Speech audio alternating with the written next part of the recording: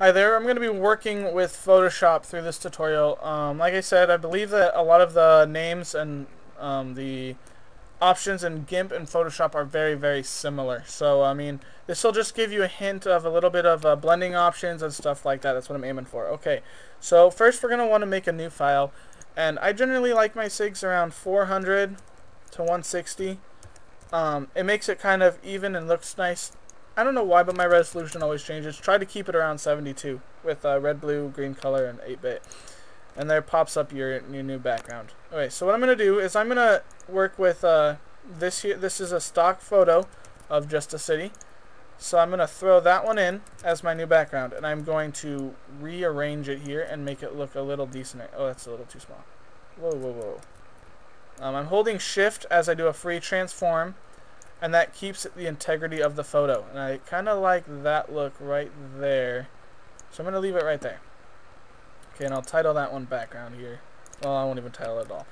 Next, I'm going to grab my render. I get my renders from GameRenders.com. They're all free use renders by people, so it's pretty spiffy. Okay, this is Afro Samurai. So we're just going to copy our render, and we're going to open up our new signature, layer here as well. And we're going to paste it in here, and we're going to resize the render here to make it work right, to make it kind of flow-ish.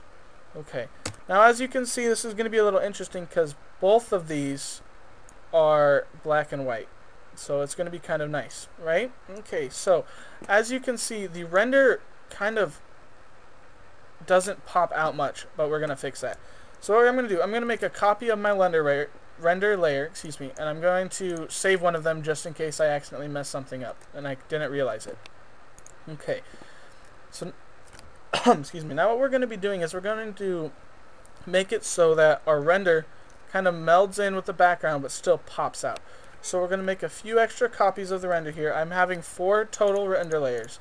So of your very first one that you have visible, I'm going to take my smudge tool, and I'm just going to start smudging it, making it kind of look kind of fun. I mean, it doesn't really, I'm just try to have it flow-ish with your background, like I'm trying to keep it in between the two city lights. Between the 2 rows of city buildings, excuse me. I'm going to change my blend options here, something that may make it look a little bit, something that you'll still see it, but it won't be too strong.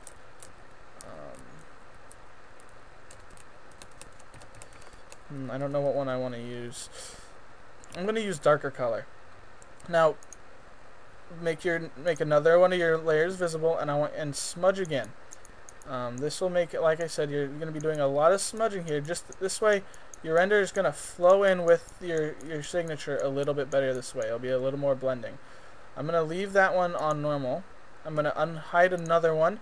And actually with this one, what I'm going to do is I'm going to blur it with a Gaussian blur with around 3 pixels. Okay? And I'm going to unhide my 4th one. And now what I'm going to do with my 4th one here is I'm going to sharpen it. I'm going to sharpen the image, make it pop out just a little bit more. But not only that, I'm going to take my eraser tool, and I'm going to erase around some of the bottom edges here. And around the top. What it's going to do is it's going to make it look like your render is coming out of the actual picture itself. Okay? Great. Next, we're going to create a new layer. We're going to apply the image. Okay, and what we're going to do is we're going to add a gradient map to it. And we're going to choose a different color. I'm liking the purple and orange. Okay, and then what we're going to do is we're going to go through your blending options again. I'm changing the color yet again here to a color dodge. See, what it does is it brings out the render, just makes it pop a little more, but I'm not leaving the opacity that high. I'm going to bring the opacity down to about 56%. Okay. Next, we're going to have a little bit of fun. I really like this sword here going on, so what I'm going to do is I'm going to make another layer. I'm going to take my regular brush, and with about a 5-pixel brush, I'm going to create a white line here that kind of follows the sword. Okay? And then I'm going to do I'll probably do a 4-pixel soft brush.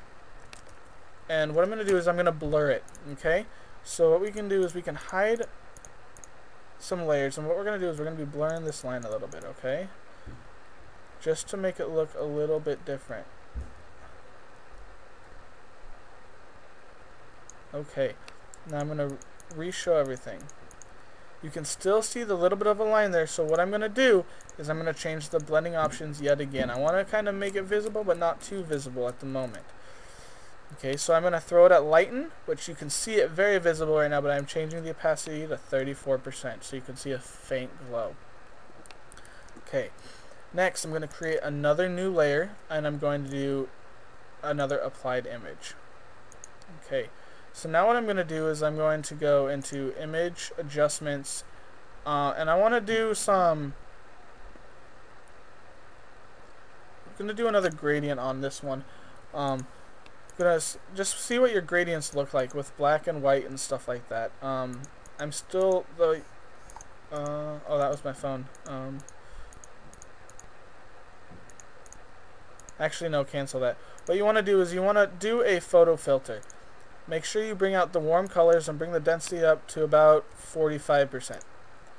Leave that on normal, but change the opacity down again to around 50%. Okay, there we go. Now you see that excuse me, the color has changed, but it still maintained its intensity. Now create another new layer, and I want to use a go to your brush and choose a splatter brush. What we're going to do is we're going to paint it. We're going to use white. We're going to use white here, and what we're going to do is we're going to add some light and a new focal point to it. Okay.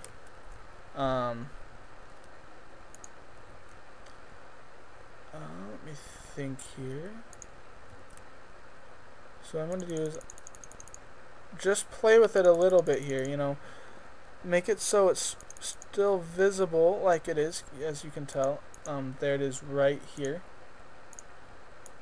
So and then what we're going to do to that, we're going to go into your layer options, and you're going to want to throw an outer glow and an inner glow on it, okay? You're going to want to blur that. I like doing a radial blur on it just to give it a little more oomph, okay? And I'm going to change the layer settings to overlay. Okay, and I'm going to reduce the opacity to around 44%. Not even that. It's a little too much. About 25%. 23%. You can still see it there in the bottom half of it, just a little bit, but it kind of blurs it out a little bit. Okay. Next, I'm going to do a new image, apply it. Okay. And what we're going to do is you're going to take your burn tool. Whoa, that's a really big brush. You want to choose around I'm going to do around a 35 looks good. We're not going to want to use a burn. You're going to want to use your dodge tool. So go to your dodge tool, and what we're going to do is we're going to try to lighten up around the render a little bit, okay? See how it's a lot lighter now? Okay, we're going to want to set that to linear. Whoa. There we go. To lighter color, and we're going to drop this down to about 34%. Okay. Create a new layer, and again, do an apply image to it. We're going to blur the whole entire image. So you're going to want to just do you want to do another Gaussian blur, but make it around 2 pixels this time. And I want you to erase the render. So just erase what's around the render, okay? As you can see, it starts to bring things out just a little bit more. Okay. Now, make another new layer, do another applied image, and then sharpen the image up. Okay. Where is it? Sharpen and sharpen image, and then once again erase the render. This still makes it so the background looks blurred, so you still have a little bit of depth look to it. Now the depth looks like it's a lot farther away from the render. Like I said, this is just meant to be a simple one. I love that smoke feel around him, around Afro Samurai. It definitely brings the focal point out around his face and the edge blade of the sword. That's good. Next thing, we're going to get a little bit of creative, and let's add some text. I'm just going to do some basic black and white text here, okay, and we'll just do this one. You can't even read my text. Wow, can you? We'll just do, let's say 10 for my text setting here.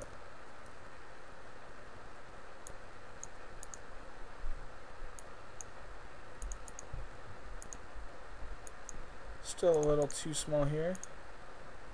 There we go. As you can see, that text doesn't really fit, so I'm going to try to figure out a text that fits a little bit better here. There we go. Changing the font size again, making it a little better. Okay, so here we have just random text. But it's still a little bit boring. What I want to do is I want to try to spiffen it up a little bit. So, what we can do is we can still do that black and white how it was originally made. So we're going to want to make a new layer, apply the image yet again, and you're going to want to, oh, where is it? You want to desaturate the image. So now it's black and white. Okay, great thing going on here. Now I'm going to zoom into my signature here a little bit more to about 300, and I'm going to go back to my brush tool. I'm going to make another new layer, brush tool, and I'm going to select a number 3, actually a number 5 hard. Yeah.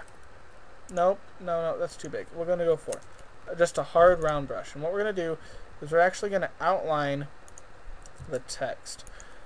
So have your first line be white and start at the base of your lettering and try to make it as straight as you can, just like that. Okay? Then go to your other corner of your lettering and try to make it as straight as you possibly can and fill in gaps just like that. Okay? And then we're just going to have it trail off here kind of a little bit. So ooh, I did that bad. I'm going to backspace that one a little bit. What I'm going to do is I'm actually going to bring it down about like that. Oh, I had it crooked. You need to get this as straight as you possibly can. I mean, if you can't, it's not that big of a deal. Because what we're actually going to do is we're going to fade it out. Just like, oh, too much. Pretty much just like that. Now, on the same layer, go back to your brush. Create it a little bit smaller. Like I'm going to do a 3 this time, and I'm going to change it to black. And what I'm going to do is I'm going to try to keep it along the same outline as the white one, okay? We're going to try to, like I said, as straight lines as you possibly can. Fill in the little bit of a corner piece there. And once again, just straight down. And we're going to do the exact same thing here. We're going to blur this out just a little bit, okay? So now just let's see how this looks real quick. Let's go back out to 100. This adds a little bit more pop to it as well. You can see the black, but not as much, and that's what we're actually looking for. Now, to fill in this corner, because it is a little bland still, what we're going to want to do is we're going to add another text layer. So go back to your text, and in the exact same font that you use for your main text, we're going to write something else. Now, this can be a few things. This can either be gibberish, or this can be, you know, actual real words. So for mine, I'm just going to be like, this is a tut for people that might need it. Okay? And what I'm going to do is I'm going to select it, and like I said, it needs to be quite a bit smaller. A little bit smaller. You don't want it quite actually readable. Okay? So I'm actually going to have to make this even smaller. So 3. Okay. But what we're going to have to do is I need more lines than that. It actually fits in pretty darn good here. But so now I'm going to zoom back in and go back into that text box that we made, and now I'm just going to type in gibberish to make it kind of flow. We're going to do like a staircase steppy thingy down, okay? There we go. Go back to 100% so you can view the original sig. Now that kind of looks kind of half spiffy, you know. Okay, so great. We have a few things here. We have depth to the signature now. The render is not. The render now has become part of the signature itself. Instead of just almost looking as it's pasted on, it looks like it's coming out of the signature, which is what we want. We have text that pretty much flows, and we have a little bit of special effect going on. Now, if you want to do a border, you can. Just create a brand new layer. Create your select your marquee tool, select your layer, and do a stroke. And I'm just going to use the white. And bam, you have a customized signature. Just save it as you will.